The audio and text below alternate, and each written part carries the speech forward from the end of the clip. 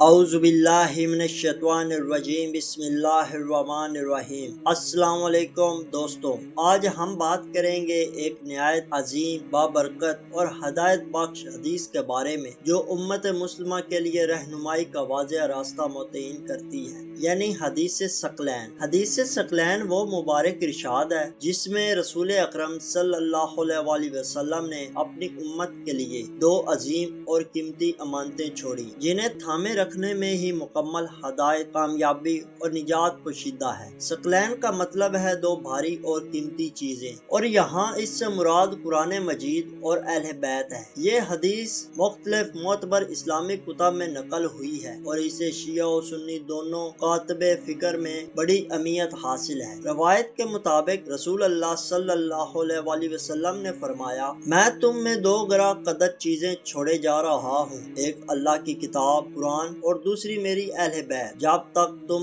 ان دونوں کو مضبوطی سے تھامے رکھو گے ہرگز گمراہ نہ ہوگے، اور یہ دونوں کبھی ایک دوسرے سے جدا نہیں ہوں گے یہاں تک کہ حوض کوثر پر مجھ سے آ ملے۔ یہ الفاظ اس حقیقت کو واضح کرتے ہیں کہ قرآن اور اہل بیت ایک دوسرے سے جدا نہیں ہیں، بلکہ دونوں مل کر مکمل ہدایت فراہم کرتے ہیں۔ قرآن اللہ کا کلام ہے، جبکہ اہل بیت اس کلام کی عملی تفسیر، حقیقی شرح اور زندہ نمونہ ہے۔ یہ حدیث مختلف اہم مواقع پر بیان ہوئی، جیسے خطبہ حجۃ الوداع، میدان عرفات اور خاص طور پر غدیر قوم کے مقام پر۔ اس سے ظاہر ہوتا ہے کہ رسول اللہ صلی اللہ علیہ وآلہ وسلم اس پیغام کو امت تک بار بار پہنچانا چاہتے تھے تاکہ کوئی شک و شبہ باقی نہ رہے۔ اگر ہم اس حدیث پر غور کریں تو چند اہم نکات سامنے آتے ہیں۔ ہدایت کا مکمل نظام۔ رسول اللہ صلی اللہ علیہ وآلہ وسلم نے امت کو بے سہارا نہیں چھوڑا، بلکہ قرآن اور اہل بیت کی صورت میں ایک مکمل رہنمائی کا نظام عطا فرمایا۔ اہل بیت کا بلند مقام۔ اہل بیت کو قرآن کے ساتھ قرار دینا اس بات کی دلیل ہے کہ ان کا مقام عام لوگوں سے بلند اور خاص ہے، اور ان کی اطاعت ہدایت کا ذریعہ ہے۔ قرآن اور اہل بیت کا باہمی تعلق۔ قرآن کو صحیح سمجھنے کے لیے اہل بیت کی رہنمائی ضروری ہے، کیونکہ وہی اس کے حقیقی مفسر ہے، گمراہی سے بچاؤ کا راستہ۔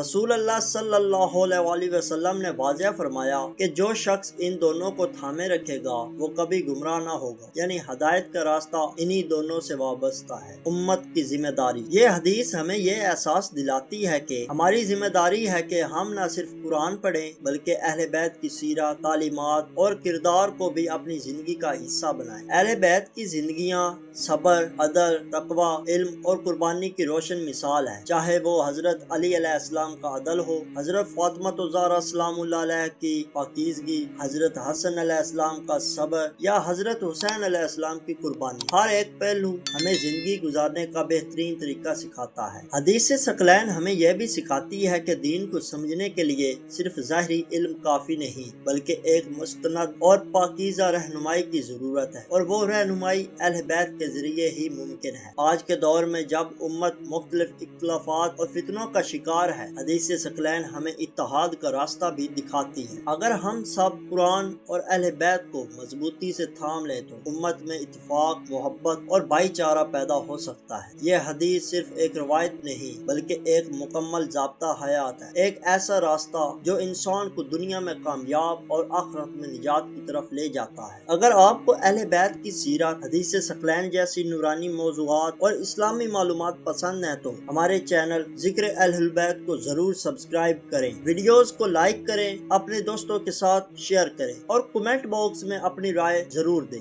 آپ کی سپورٹ ہمارے لیے حوصلہ ہے، اور اسی کے ذریعے ہم اہل بیت کا پیغام مزید لوگوں تک پہنچا سکتے ہیں۔ شکریہ۔